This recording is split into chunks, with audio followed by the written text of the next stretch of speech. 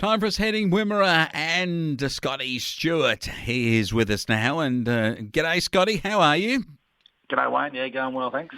And the Brim Oval, pretty wet over the weekend and more rain since. It's great for the farming areas. Another inch and maybe some more coming on Sunday. So this is a really, really positive start to the season off the field for the farming community, but not so much for the Warwick Eagles. No, not so much the Warwick Eagles just at the moment, to the halfway point. They haven't quite broken the duck egg just yet. But, last weekend you mentioned up there when they went up to Brim for the first week, and they'll go back again this weekend when they face the Saints, I should say. But, it was a good day last week. The weather was fine. The ground was a little on the heavier side, a bit of rain during the week, just could get the mower on there and as much as I'd like, and I'm thinking the same's going to be this weekend because there's been a good inch of rain being dropped around the district, and I think Saturday is going to be a fine day, but the rain that's already come down is going to make things pretty wet around the area, so the teams might be in for some heavy football for the weekend. So from the Warwick Herald this weekend, I'm just thinking there's a game at Brim and there's a game at Beulah. The old photographer doesn't have a lot of work to do to travel between two games. It's a go in there and put them back up to the old Mallee location. So Brim and Beulah, I reckon, last year I reckon there was a game there where Brim were hosting one and Beulah was hosting another. So it's good to see. And the Brim and the Beulah communities hosting their round of footy, so they'll be loving it this weekend. Certainly will be. Weren't loving it too much at Brim last weekend when you got nailed by Minyat Matoa, the old foe, 11-10, 76-5, 5-35. They've got some good players in their side. They might have lost Kieran Delahunty, but they've still got McGrath, and Fisher's a very good footballer. This Jai Walter plays well, and they really go deeper, and that's the problem, I think, for sides like you guys who just haven't got that depth at the same level. Yeah, that's right. Someone like young Walter you just talked about there, young Jai, first year with the Burrows, he kicked 4 last week, and he was right with best on ground, no worries there. And I think that's what the Eagles sort of need to bring up, and they need to find that goal kicker that can jump up with 4 goals. And Nick Karras and Joe McGrath, they've added 2 each, and they're your key forwards. But young Walter, they just proved the difference there. At the end of the day, he's kicked 4. The Burrows have won by over 6 goals. So the Eagles, if they can find another forward up there to find a little bit more scoring power, well, that's going to be a key for them. But last weekend, the Burrows, they just slowly got away in the second half and just kept going to the final side.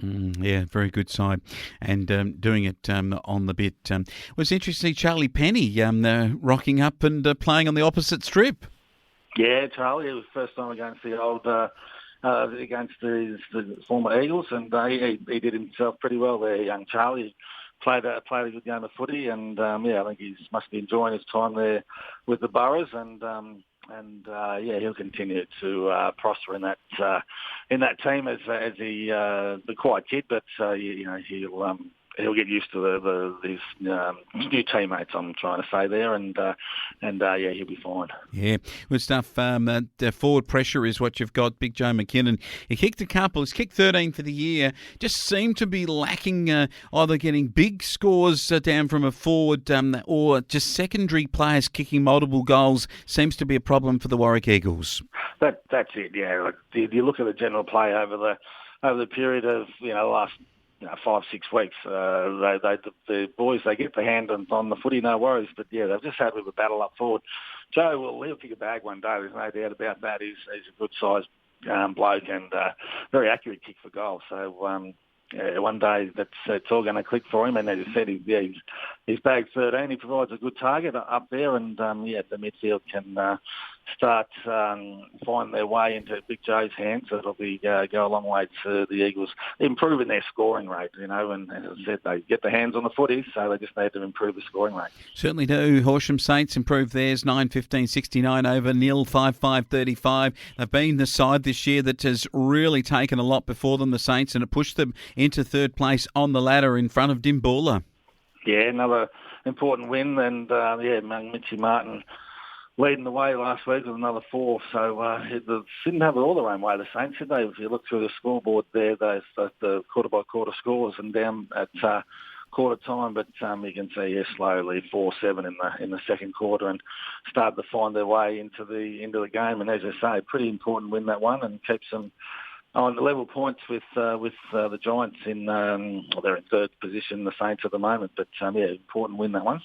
And a great performance from Ararat, hanging on to the undefeated tag. They beat Dimboola in a classic, 8-5 to 7-6. Match of the round down there at the Rat Park. What a performance, though, by Dimboola. Took it right up to Ararat. And while they dropped the premiership place down to 4th, they won't be disappointed with how they performed against the league leaders on their home deck. Yeah, just another close battle in the life of Dimboola's 2023 season, this one. And again, saw a bit of vision of this one on the Dartfish. And it must have been a cracker of a game. I think every player on the ground was basically spent by the time that final siren come around. And this match was only determined in the last 90 seconds of the game.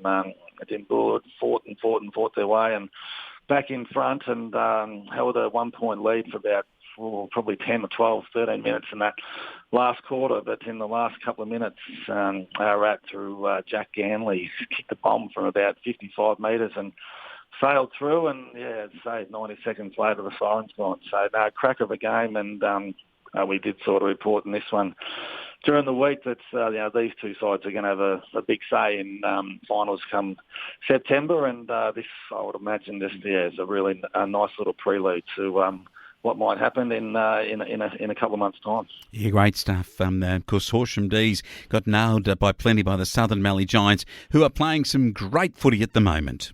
Yeah, exactly. Yeah, they're twice 2 weeks in a row now, I think, over the 20-goal margin. So they've found their scoring power, no doubt about that. And you'll probably mention there, the Rupert Sangsters returned and kicked 6 goals. So not the key forwards doing it, but the smaller forwards doing it. So they're finding plenty of avenues to goal, and another 20 on the scoreboard, and they're cruising in second spot there. Yeah, good stuff from them. Them injury worries with Sam White, and also got a couple of other. Tim McCormack still out. They've got the big Delahunty looking like that he will be their key ruckman on Beulah when they take on Stawell this weekend up the road.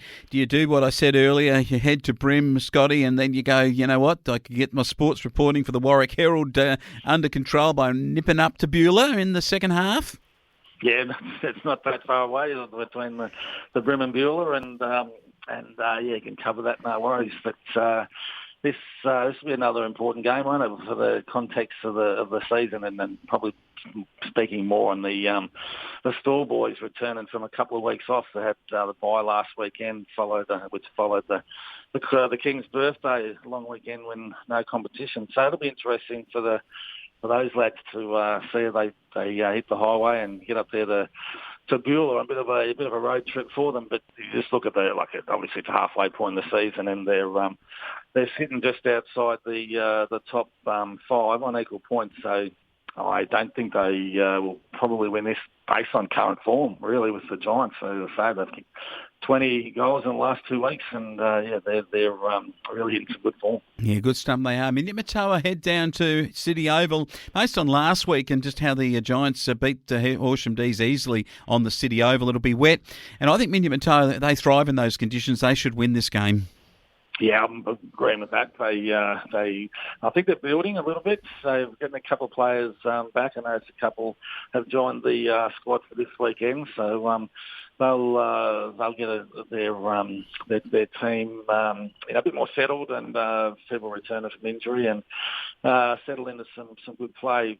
The Demons, they'll have a fair crack at this one, but I'm thinking the Burrows here might be a bit too strong, especially with their couple of key forwards, and Tim McKenzie still patrolling the back line down there. And as I see, Jai Walter is stepping up with 4 goals last week. If he can produce that form again, they're on the big show.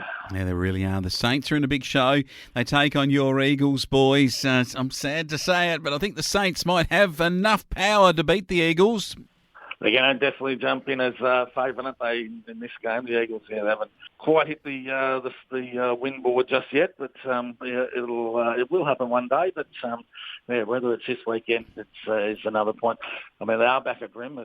It'll be one thing in their favour, and with the Saints and now, I just think they've just taken it, everything before them this season. So they certainly won't want to be dropping this game against the Eagles, who will give it a fair crack for most of the game. As I said before, they get their hands on the ball. It's just a matter of if they can find some bit more scoring power up forward to finish off their play. But look, the Saints probably will start this game as favourite, and they probably should get the points. Yeah, and Dimmy play nil, the old game that's played up the highway, and this time it's at Davis Park. So up those Dimmy boys go to nil, and it is the Hindmarsh the Classic. So we'll watch, wait and see. But I think Dimboola get home.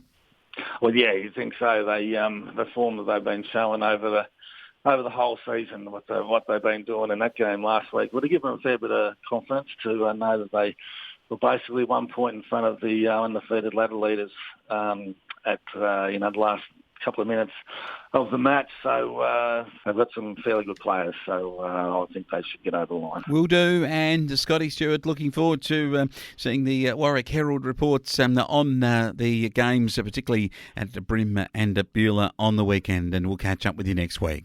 Yeah, no worries. Good on you, Wayne.